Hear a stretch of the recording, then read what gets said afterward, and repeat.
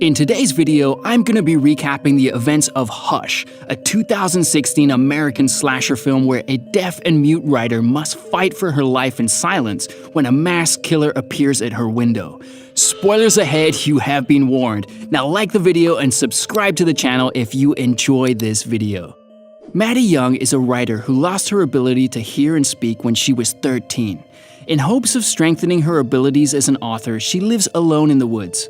One evening, Maddie is cooking dinner when she gets a text message from her friend Sarah. Maddie invites her over. A few minutes later, Sarah arrives with a book Maddie had lent her. It is one of the books Maddie has written. Sarah tells Maddie she loves it and praises her writing abilities. As they are talking, a loud alarm goes off. They rush inside to see it is the fire alarm. Maddie had mistakenly burnt the food. She apologizes to Sarah for the fire alarm being too loud. Later, Sarah invites Maddie to come over for dinner, but she refuses. Sarah then leaves and Maddie sits down to type on her computer. She is brainstorming ideas for her book, but it doesn't seem to be working. Frustrated, she gets up to clean the kitchen when all of a sudden a bloodied Sarah bangs on her windows, but Maddie doesn't hear or notice her. A masked man is outside with Sarah too. She screams and cries for help as he stabs her several times. He sees Maddie cleaning through the window and soon realizes that she is mute. Maddie goes back to her couch and starts typing again. The intruder has now snuck into the house and stands right behind her. Maddie is still unaware of his presence. Just then, Maddie's sister Max FaceTimes her. As they are talking, the man steals her phone. After ending the call, Maddie walks around the house looking for her cat but doesn't find it. So she sits back on the couch and opens her laptop. As she does that, she gets a text from her own phone. Maddie is surprised to find several pictures of her from a few minutes ago. Then she receives one of her in the exact position she is sitting on the couch. She realizes that someone is taking pictures of her. She gets up and for the first time sees the masked intruder outside her house. He has her phone in his hand. She rushes quickly and closes the window before he can enter. She then goes to her laptop to call the police but can't because the man cuts off the electricity in the house. Terrified, she looks at the man through the window. He then slices the tires of her car so she cannot run away. Maddie is terrified. She takes a lipstick and writes, "Won't tell, didn't see face, boyfriend coming home" on her window. Her plan is to agree not to tell anyone about the intruder and send him away. But the intruder reads the message and takes his mask off. He tells her that she has seen his face now. He can easily break one of the windows and get into the house, but he wants Maddie to wish she were dead. Maddie is terrified but manages to fetch a knife and a hammer from the kitchen. She then goes to her room, locks the door, and sits in a corner. Suddenly, a shadow is seen through the window. It is a bloodied hand. She gets up slowly to see the intruder holding Sarah's corpse. Surprised, Maddie runs out of the room and mourns her friend's death. But then she remembers Sarah has her phone. Maddie thinks of a plan. She gets her car keys to trigger an alarm in hopes of distracting the man. She then runs to her room to get Sarah's phone through the window, but she is not quick enough. The man sees her trying to get the phone and runs to her. Thankfully, she gets inside before he can reach her. The intruder shows Maddie Sarah's phone and keeps it on top of her body, challenging her to get it. He also takes Sarah's necklace with him. Maddie is now in her living room when she sees the man moving around. He goes to the back of the house. Taking this chance, Maddie comes through the front door. She hides under the deck before he can see her. When he is away from her view, she makes a run for it. However, the man sees her and fires at her with a crossbow bolt.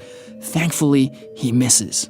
Somehow, Maddie manages to run inside the house again. She then climbs up the stairs and attempts to escape through the windows. She climbs down the roof and throws a torchlight to distract him.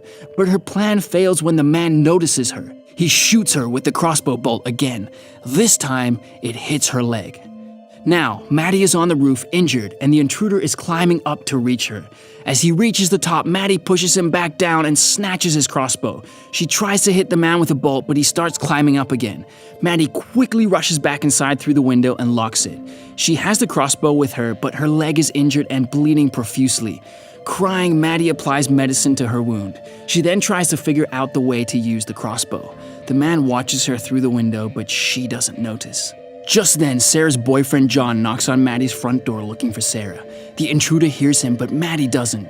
John takes his phone out to call the police, which alerts the intruder. He poses as a police officer and stops him from calling. He makes up a story about calling the sheriff and takes John's phone. As he is handing it back, he drops Sarah's necklace from earlier. Now, John grows suspicious of the man. He tells the man about a fake spare key and plans to hit him when he isn't looking. But he gets distracted by Maddie banging the door. The intruder takes the chance and stabs him in the neck. John tries to fight, but the intruder stabs him again. John pushes him to the ground and holds him for Maddie to run away. Now, this is the time for her to escape. She imagines herself running out the back door, but the man hunts her down. After much struggle, John lets go of the intruder and dies on the spot. Maddie is hopeless now. She realizes that she has no way to get out of this. She knows she will either be caught or bleed to death.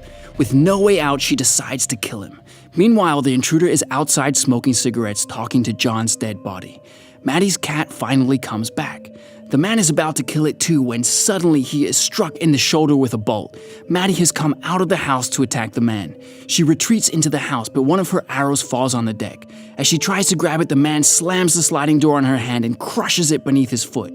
She slowly drags her bloodied palm inside and locks the door. The man watches her on the floor crying in pain, but he also breaks the arrow, mocking her. He threatens her that he will come in now. With much determination, Maddie stands up and writes, "Do it," on the glass door with her blood. She then bangs the door and adds "coward" to it. The man reads it and goes back to get a tire iron and starts bashing the door with it. As he does that, Maddie types his description on her laptop. She also leaves a message for her family and tells them she died fighting. She then locks herself in the bathroom with a knife and waits for him there, facing the door. But the man is already behind her. He has broken in through the skylight in the bathroom. The man talks to her, thinking she cannot hear him, but Maddie feels his breath on the back of her neck. Before he could attack her, she stabs him with her knife. She quickly limps out of the room to the kitchen and hides there. The man comes back looking for her, but before he can reach her, she sprays his face with an insecticide and turns on the fire alarm from earlier. The man struggles for a while but doesn't give up. He beats her ruthlessly and starts strangling her.